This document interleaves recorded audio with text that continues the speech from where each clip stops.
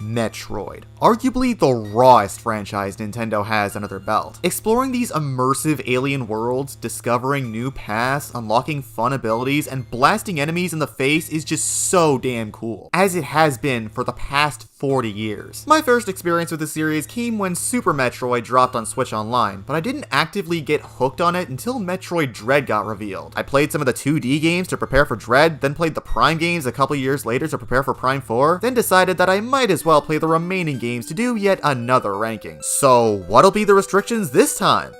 None. Yeah, that's right. Every game in the series is eligible for this ranking. The main 2D games, they're here. The Prime games, yep. The spin-offs, even they came. Because there's like 2 of them. Okay, if you want to stretch, Metroid Prime Remastered obviously won't be here because it's literally just Prime 1 in HD. Metroid Prime Hunter's First Hunt won't count either, with it being a demo of a game that is on the ranking. With the lack of rules out of the way, our mission is a go. What's going on? Respond! Respond! I mean, what were you expecting? I did not want to believe Metroid Other M was that bad. I've heard tons of horror stories over the years about how awful the story is, how janky the gameplay is, and how it was single-handedly responsible for putting the series in limbo. But maybe people were just blowing its issues out of proportion. I mean, this is a merging of the 2D and 3D styles of Metroid with a much more in-depth story that fleshes out Samus a ton. It sounds so promising. There's no way it could be that bad. It's that bad. Metroid Other M is genuinely one of the most embarrassing things I've ever seen from Nintendo. It belongs on several lists for propping itself up as an epic cinematic experience and breakdown of Samus Aran, only to fall completely flat on its face and not even come close to the bare minimum. You know how Metroid is all about exploring these immersive alien planets, trying to find your own way around and collecting items to help you progress?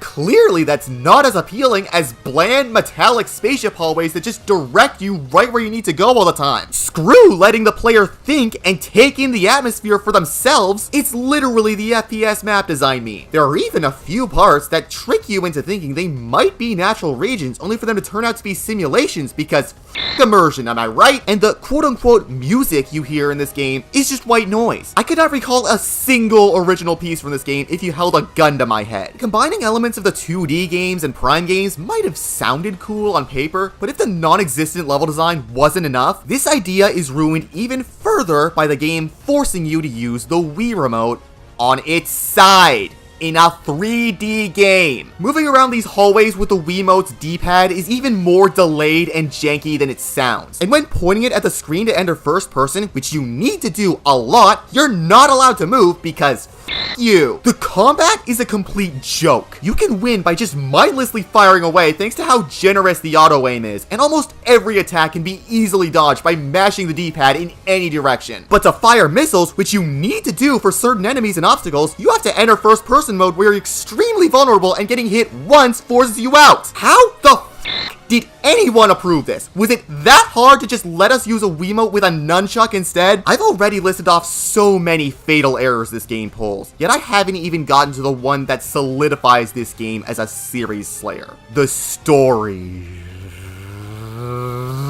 For a game that puts its story front and center, the fact that it has one this nonsensical, poorly written, and damaging is truly impressive. We all love Samus, right? The calm, collected bounty hunter capable of fighting for peace on her own. Well, now she's a whiny, melodramatic bitch who goes right along with the Fed's dumbest f***ing plans all the time and can't stop brooding about every event because this game just doesn't want to stop beating you over the head with its shallow symbolism. I mean, the game's subtitle's an anagram of mother. Its abbreviation spells out mom. It takes place on the bottle ship. Samus says baby more times than Justin Bieber. It's so deep, guys. Oh my god. I'm not against the idea of letting Samus talk regularly. If anything, I'm all for it. But there are ways to let her open her mouth without butchering her character. And let's not forget the scene where Ridley comes back again, and instead of opening fire like any experienced bounty hunter, she breaks down like a little bitch. She has fought this guy at least 6 6 times before. Yet now she decides to have a realistic panic attack moment, standing still when she has a clean shot and letting Ridley drag her across the f***ing wall. Did all the missions she went on before this not matter? Say what you will about how Luke Skywalker was written in The Last Jedi, but I can assure you that was not even a sliver of how insulting and damaging Other M's treatment of Samus is. And she's not even the worst character in this game. That honor goes to her commander, Adam Malkovich. For someone propped up as a respectable military genius and a father figure to Samus, he treats her like a disposable tool and almost gets her and the rest of his squad killed at multiple points. Everyone, including Samus, comes equipped with all their upgrades at the start, but only get to use them once Adam authorizes it. Not only is that an extra point off the immersion, but it makes no logical sense. Why would you wait to activate the heat blocking Varia function after making Samus run through a field of lava? How did the AI replica in Fusion and Dread feel more like a respectable leader than the so-called real deal here? The rest of the feds are flat, boring characters with nothing going for them, barring Anthony. Melissa Bergman is probably the most pathetic villain in any Nintendo game to date. There are so many plot threads that go nowhere, and it leaves absolutely no impact on you by the end. At least with Fire Emblem Fates, I could tell you what happened, and it didn't actively drag the rest of the series down with it. Because Other M deservedly sold and reviewed like piss, Nintendo put the series on the shelf for a decade, with the only games we got for the rest of the 2010 decade being a mid-multiplayer spin-off where you don't even play as Samus, and an actually pretty great remake of Return of Samus. It took 11 years for Metroid to return to the spotlight after how much of a joke this game turned it into. Other M is the exact kind of series-killing train wreck it's been painted as for years, and the more the series moves forward, the more it deserves to rot in the shadows where it belongs. This would be so much easier if I wasn't colorblind. Metroid 2 Return of Samus sucks. I hate it. Now, to its credit, this game does do a few things better than the first game. It continues the story naturally, with Samus going to the Metroid's home planet to wipe them out. It controls a lot better, the Spider Ball is a cool new upgrade, and you can now save at certain points instead of having to put in a password and restart at the beginning whenever you die. But all those factors are rendered moot by one fundamental problem. This game is on the Game Boy. You have to deal with black and white colors on a tiny screen if you want to play this game, with no proper in-game map screen thanks to hardware limitations. You could say that the Game Boy limits plenty of its other games, but they still work around those limitations to make engaging experiences that wouldn't have the same charm on a home console. Return of Samus, though, feels way too ambitious for a Game Boy game, and there's little reason they shouldn't have made it on the SNES instead. The limited colors and repetitive environments not only hurt my eyes,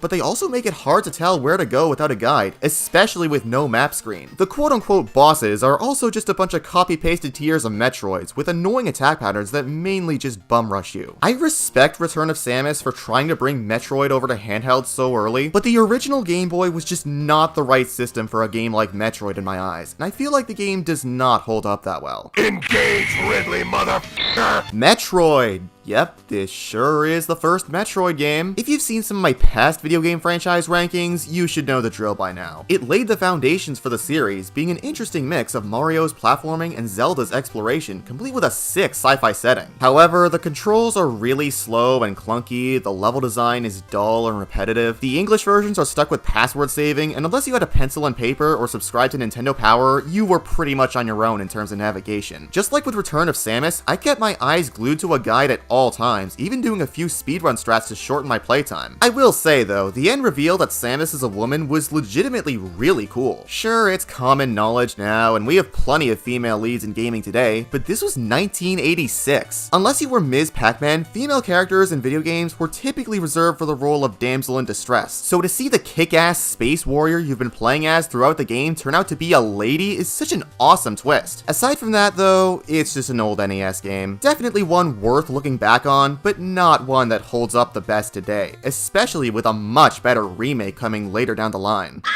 My hand is cramping! The Metroid IP struck gold in the 2000s with the Metroid Prime games, and with a shiny new handheld capable of displaying 3D graphics in the way, Nintendo saw the perfect opportunity to show off its power. Stick a Metroid Prime game on it. There's just one problem. The DS has the buttons of an SNES controller, so they had to tie all the aiming and camera controls to the touchscreen. Yes, it's as painful as it sounds. At least, I think. See, instead of an actual DS or 3DS, I played this game on an emulator, using a mouse looper program to mimic mouse aiming like other FPSs. At least, that would be the case if Melon DS let me map a mouse button to the controls, so I had to use the shift key to fire instead. And due to how the mouse looper worked, I had to throw off my aim a ton to use the touch-based menus. I can confirm this was indeed as painful as it sounds. I wish I could say this is a case similar to Mario 64 DS or Kid Icarus Uprising, where there's still an amazing game beneath a janky control scheme, but I just can't. The gameplay loop goes like this. You land on a planet, go down a linear path, fight a boss, get its artifact, escape, repeat 3 more times, then explore the 4 planets again, opening new routes with newly acquired weapons.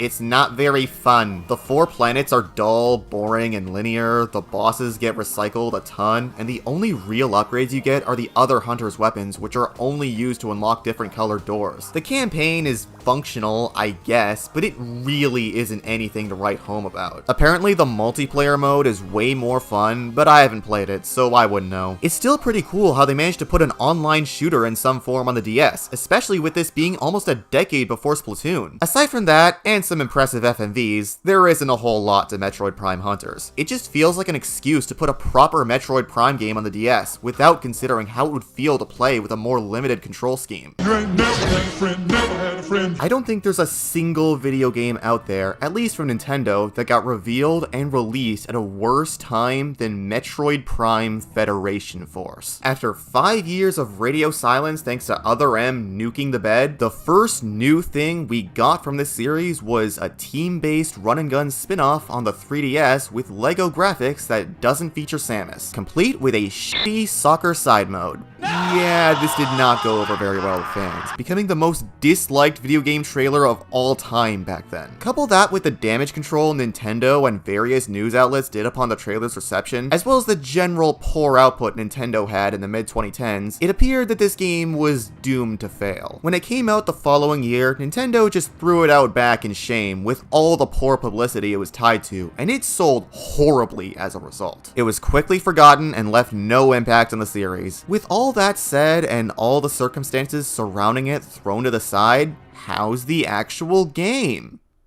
I played worse. Don't get me wrong, Federation Force has a ton of issues. They did not properly rebalance the game if you're playing alone. Even with the buffs and added drones, the game feels way too lopsided on your own, and they really should have gone with CPUs you could swap between, or even just issue commands to. The art style is more tacky than cool. It has that 3DS Neo Bowser City look and feel to it. You can only bring so many weapons with you per mission, you have to restart a mission from the beginning if you die, which can be super annoying for longer missions. The soundtrack is lifeless and forgettable, and the Blast Ball side mode just sucks. Why would you play this when you could play any of the Mario Strikers games? But at the same time, I don't know, I had some fun with it. It controls a lot better than Hunters, at least with stick aiming, because the gyro mode was not good for my brief experience with it. I don't mind the mission-based structure, where you have to solve missions in closed-off areas of a certain region, getting more rewards the better you do. It's a lot like Luigi's Mansion Dark Moon, which makes sense, given both games were made by the same people. There's a good amount of variety between missions, and they get pretty creative with some objectives. The combat can be fun, in spite of some really annoying enemies here and there, and I don't know, once I just looked past the circumstances of this game's release, I kind of had fun with it for what it was. If the series wasn't in such a sorry state when this game released, it probably wouldn't have such a poor reputation. I honestly wouldn't mind Nintendo giving this kind of Metroid spin-off another shot now that the series is in a better spot. I'd love to see them improve on this game's shortcomings and put much better emphasis on online versus than this lame soccer minigame. All I want to say is that Metroid Prime Federation Force really isn't the train wreck it appears to be. It's just kind of an okay spin-off game that happened to release at a horrible, horrible time. It's about to get real nerdy in here. Oh, Metroid Prime 4 Beyond. You were in the works for so long and had so much hype leading up to release, only to be met with mixed reviews and little fanfare. Where do I fall in this game? I think it's pretty good. But I also felt a bit disappointed by it, and don't really think it was worth a wait this long. Just to give it a fair chance, I'll start off with the positives, of which there are many. The big one is that Well, it's still got a lot of the core parts of what makes Metroid Prime so fun. It's so nice of Retro to offer multiple control options between sticks, motion, and on Switch 2, mouse aiming, because the Switch 2 Joy-Cons have a new mouse mode. I went with a third option and had to fiddle around with the settings a bit to make them feel right. Even then, it still strained my wrist a little due to the bizarre button placements, and I probably would have preferred if the reticle stayed in the middle in mouse mode like a shooter on PC. Despite my ergonomic issues with mouse mode, the game still controls really well. The regions of Euros, the real ones at least, are visually gorgeous, each with their own atmospheres. Though they are a bit more linear in their layouts than areas from past games, they're still well designed and feel immersive enough. Barring the Great Mind, that place is not great. There's an emphasis on puzzle solving, almost reminiscent of older 3D Zelda games, and it feels satisfying scanning the environments for context clues and figuring out what you're supposed to do. The combat's still fun, there are several very intense sequences, and the bosses are all really engaging, with some wild attacks and spectacle. Even though this game does the long-lost civilization storyline the series has already done several times before, there's still tons of cool lore surrounding the Lemorne, and I got really intrigued finding out what happened to them. The soundtrack is also the best the series has heard in years, delivering so many varied beats that add to the atmospheres of their respective areas a ton.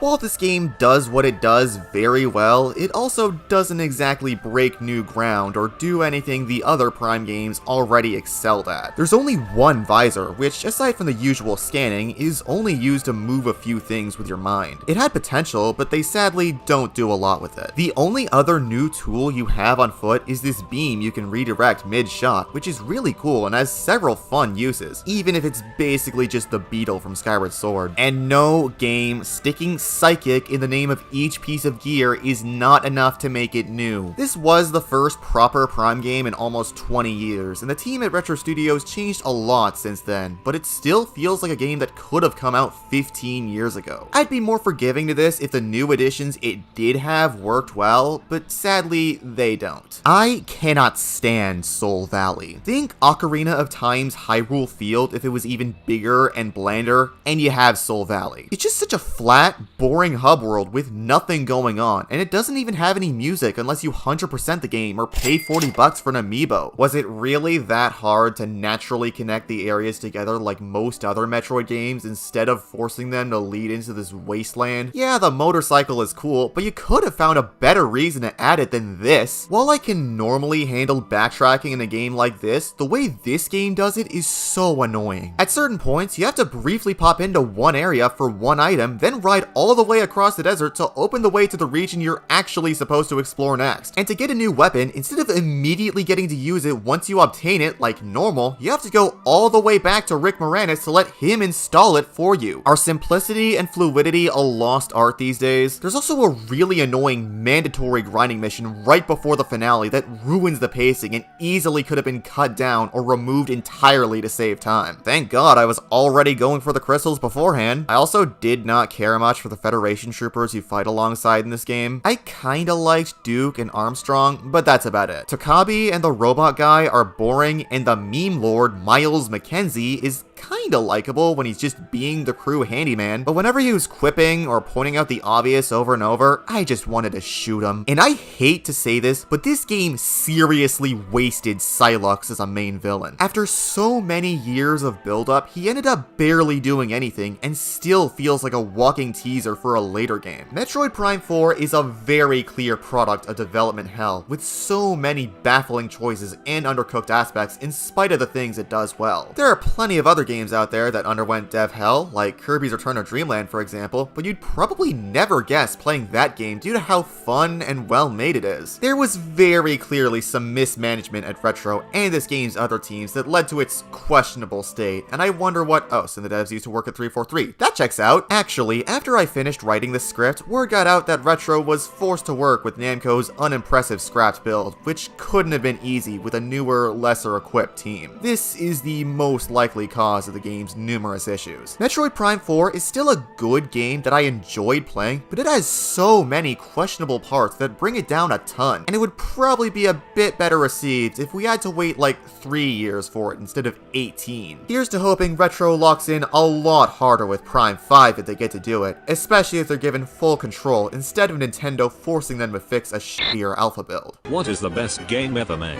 The topic of what is the best video game ever made is one that has been thrown around for years. I too have struggled to come up with an answer myself. Between Majora's Mask, Xenoblade, Terraria, Doom Eternal, Hollow Knight, Persona 5, and so many others, it is quite the contest as to which game reigns supreme. However, after years of searching, I believe I have found what is truly, definitively, the greatest video game ever made. Metroid Prime Pinball. This work of art goes so far above and beyond, pushing the boundaries of what it means to be a video game. It boasts the most intuitive, engaging mechanics the medium has ever seen. The controls are perfect, with the flippers responding immediately to your every command. There are so many magical events and heart-pounding boss battles on your journey. It has such a compelling story of the Morph Ball's struggle to stay on the table without falling down. The graphics and music are incredible, paying homage to the shooter that inspired it perfectly. This is such a once-in-a-lifetime experience that has not been topped within the over 20 years since its release. A medium-defining masterpiece, one even the most talented of developers could only dream of matching. Guess who's back, bitches? Awesome! A playable version of Metroid 2! With the obvious exceptions of the original two, Metroid Samus Returns is the weakest 2D Metroid for me. But with that said, it's still great. Using the skeleton of the Game Boy original as a base, Samus Returns crafts a very fun return to the series' roots that still manages to innovate in a few areas. There are more upgrades, some of which, like the Super Missiles and Grapple Beam, come from more recent entries, and they incorporate them into SR388 in clever ways. The geometry's been greatly modified to fit Samus's new gear and controls, with a lot more terrain to get through to destroy the now 50 Metroids, up from the original's 39. Instead of dropping your last weapon when you get a new one, you can now store all your weapons and switch between them on the fly, which is so much more convenient. Being able to use the map and menu on the bottom screen is also such a nice perk of being on the 3DS. In addition to her usual firearms, Samus can now melee counter enemies that get too close. It feels a little tacked on in this game, but it's a nice new way to deal with certain nearby threats. There are various Eon abilities you can use to help you at the expense of its corresponding gauge, but by far the best new feature is the reworked aiming. Instead of making you look up at a 45-degree angle, the L button now lets you aim in any direction, which is so much more intuitive if you're not David Jaffe. This game, sadly, still has the same issue as the original of having so many Metroid mini-bosses that get repeated a ton. They're a bit better here since they have more defined movesets than just rushing you down, but they're still very basic and repetitive. Thankfully, this game also features 2 brand new bosses, and they're great. Diggernaut makes for a clever use of Spider Ball, and Ridley,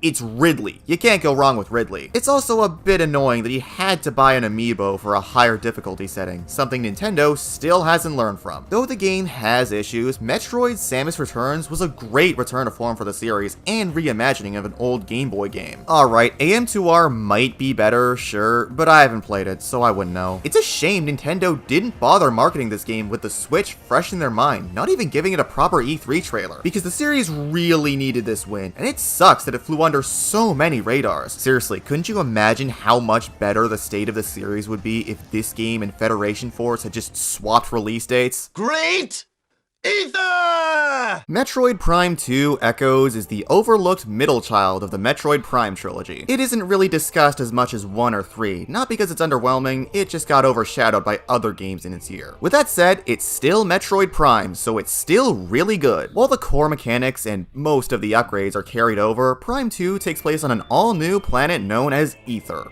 That is to say, 2 planets, Light Ether and Dark Ether. Yeah, this game takes a page from Zelda's journal, with having parallel dimension swapping as a main focus. The light world contains the same shooting and exploration you're familiar with, but the dark world is a significant shakeup. You'll find yourself scrambling for the safe patches of light as everywhere else drains your energy. It can get pretty nerve-wracking trying to get by in this world, being a race against time for survival. To make room for the parallel worlds, the number of main areas has been trimmed down to 4, 1 hub area in the middle and 3 war zones off to the side. The areas are all cleverly designed with sharp atmospheres and some solid layouts, except for Torvus Bog. I don't really like that one. This game's got a big focus on puzzle solving, with each area bringing something new to the table, on top of numerous deadly foes you must take down. You'll need the new equipment like the light and dark beams to switch polarities and deal extra damage, the dark and echo visors to uncover hidden paths and enemies, as well as all the old equipment you know and love. Whoever at Retro decided to bring the screw attack into 3D should have gotten a raise. Much like Prime 4, however, the backtracking in Prime 2 is a little excessive, even by series standards. Having to go back and forth for certain mandatory objectives is rather tedious, and retreading the same ground in different dimensions, while novel, can get a little old after a while. Despite a few slight grievances, Metroid Prime 2 is an overlooked gem that should really get more credit.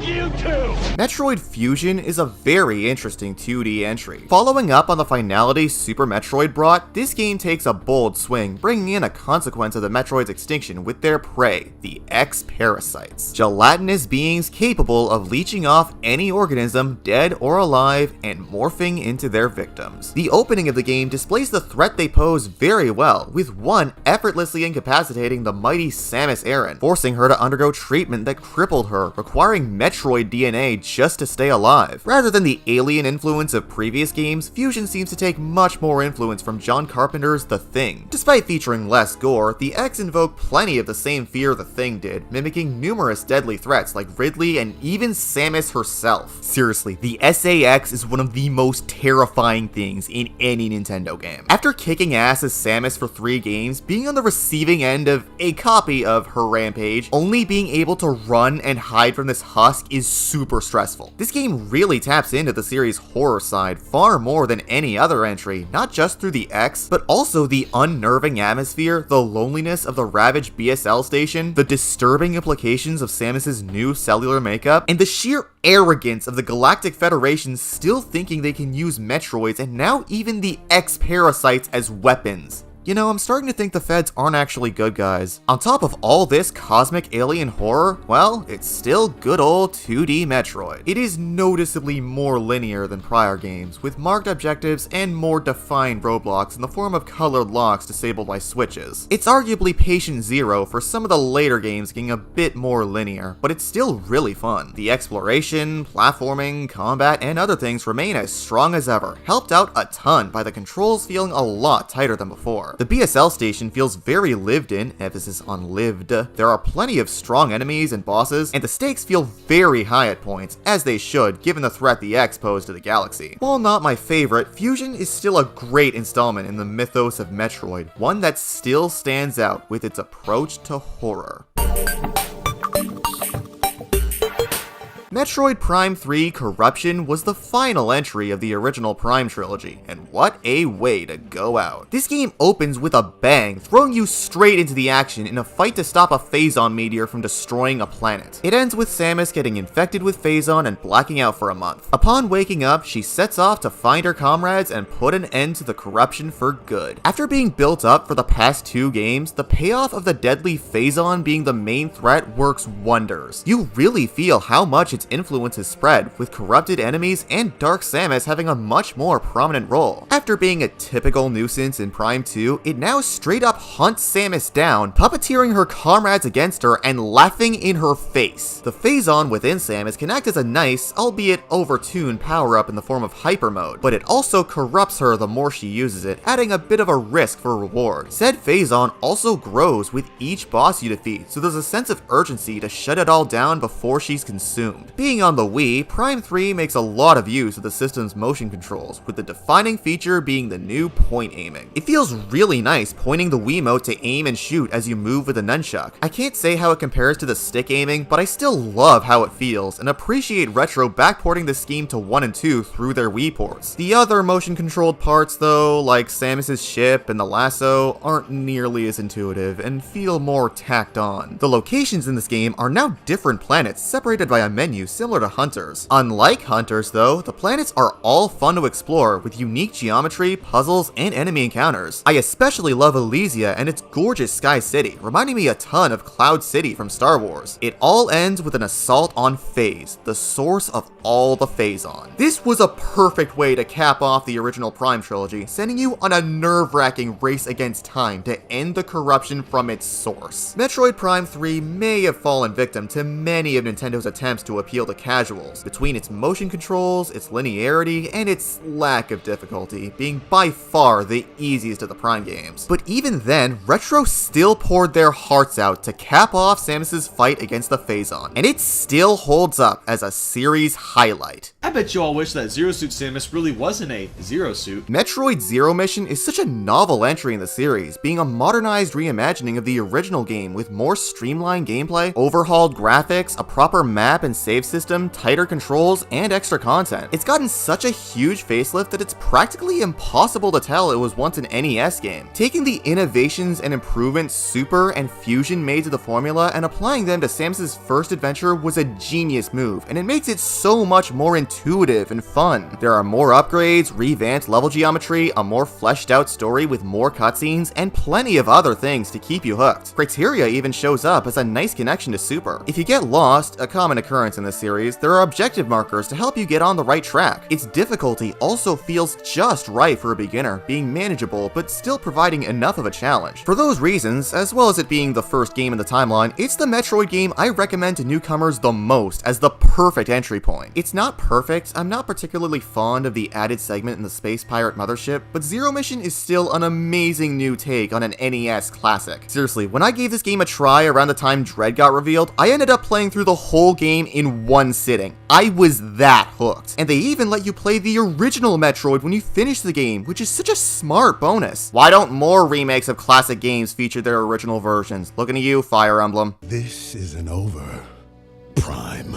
Metroid Prime might have sounded like an odd idea at first. Why would you turn such a unique side-scroller into yet another FPS, especially after an 8-year-long hiatus? Thankfully, the mad lads at Retro Studios managed to perfectly apply the traditional Metroid structure into this new style. Prime 1 translates the series into 3D in such a seamless way that none of the later Prime games managed to replicate. On top of being distinct, immersive, pretty, and well-designed, the regions of Talon 4 flow so naturally into each other. The planet has this serene, natural, almost mystical feel, as if you're actually exploring an uncharted world. The controls feel super smooth, with the movement feeling swift yet calculated, and the lock-on and aiming suiting you a ton in combat, especially in the Wii port with its point controls. Many of the usual upgrades are here, and they've been translated super well into 3D. The beams are now separate weapons you can swap between on the fly, and the Morph Ball now takes you into a third-person view on top of having a super cool new upgrade with the Boost Ball, which is pretty fun to zip around with. The visors are the main new equipment of this game, putting you inside the power suit and letting you identify and reveal secrets with your own eyes. You can even scan various objects to learn about Talon 4's lore and history. It's such a clever way to take advantage of the first-person perspective, making you truly feel like you're alone on a mission and forced to come to your own conclusions. The original Metroid Prime overall is such an atmospheric yet invigorating journey from start to finish, full of complex routes, thought-provoking puzzles, varied enemies, and some outstanding boss fights. An annoying fetch quest before the finale is the only thing holding me back from giving this a perfect 10. Besides that, it's an experience that's bound to stick in your mind for a long time after you finish it. Even after all the sequels and spin-offs, the timeless original still reigns supreme as not only Retro Studios' finest work, but also the best Metroid experience in the third dimension. The last Metroid is in captivity. The galaxy is at peace.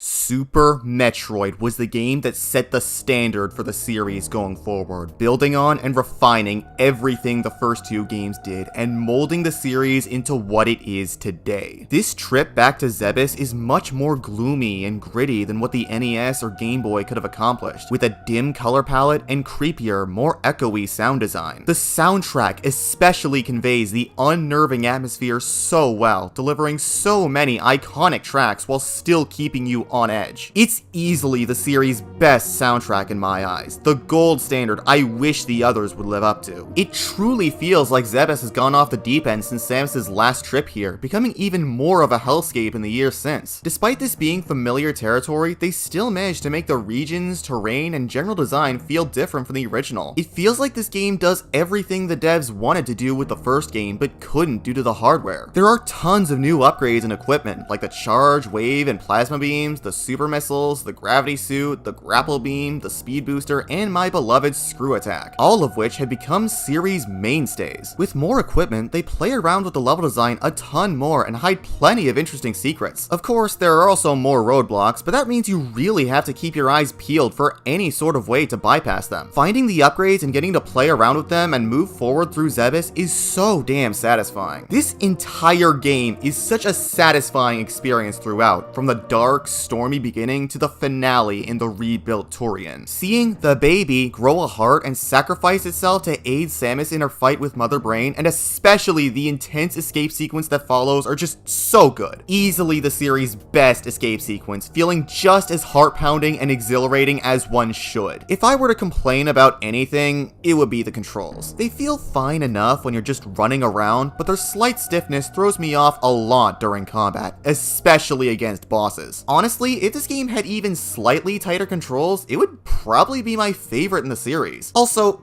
Meridia. Seriously, does anyone like Meridia? Even then, Super Metroid lives up to its status as the series' defining game. An absolute classic, and I'm so glad it got me and many others into this awesome series. But even then, it's still not quite the peak of the series for me.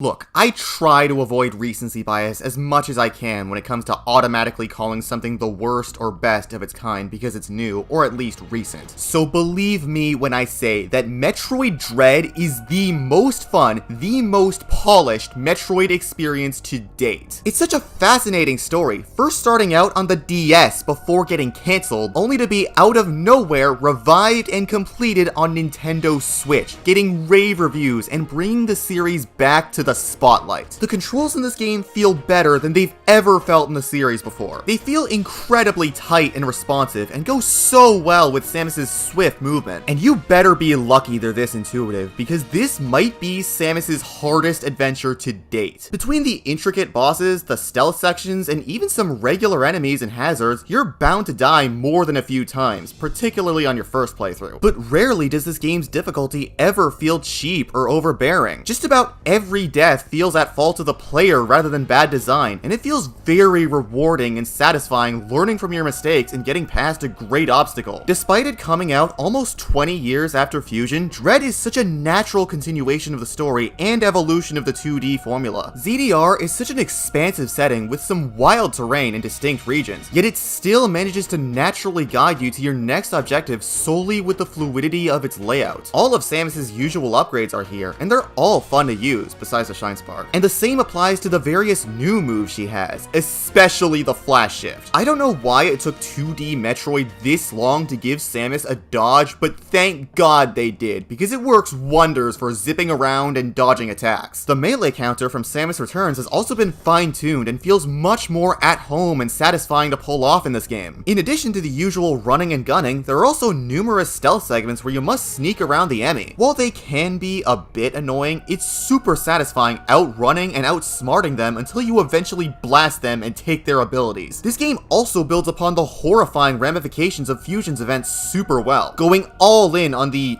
dread of Samus becoming the thing she's supposed to defend the galaxy from. Samus is characterized phenomenally here, displaying so much aura and badassery through her actions, yet still showing clear signs of fear and anger without breaking down like a little bitch. She has one proper line of dialogue in the whole game, and it's the most hyped thing ever. We learned so much more about the Chozo and the creation of the Metroids, building upon the series lore in such a cool way. We even face off against a Chozo in the form of Ravenbeak, who makes for such a badass main villain. He's always a step ahead of Samus, manipulating her from the shadows and knowing just how to get under her skin. The final fight with him is one of the series' best, with 3 distinct phases and tons of insane attacks that you need to lock in to overcome. And the weapons are great, and the suits look awesome, and the X are somehow even more disturbing than in Fusion. Just how did Mercury Steam get so much sauce and cook this hard? Even after 4 years, Metroid Dread still feels like a damn miracle. It is every bit the comeback this series needed, and the blueprint I seriously hope later games pull from, especially with how Prime 4 turned out. Simply a near perfect experience, and one of Nintendo's best games in recent years.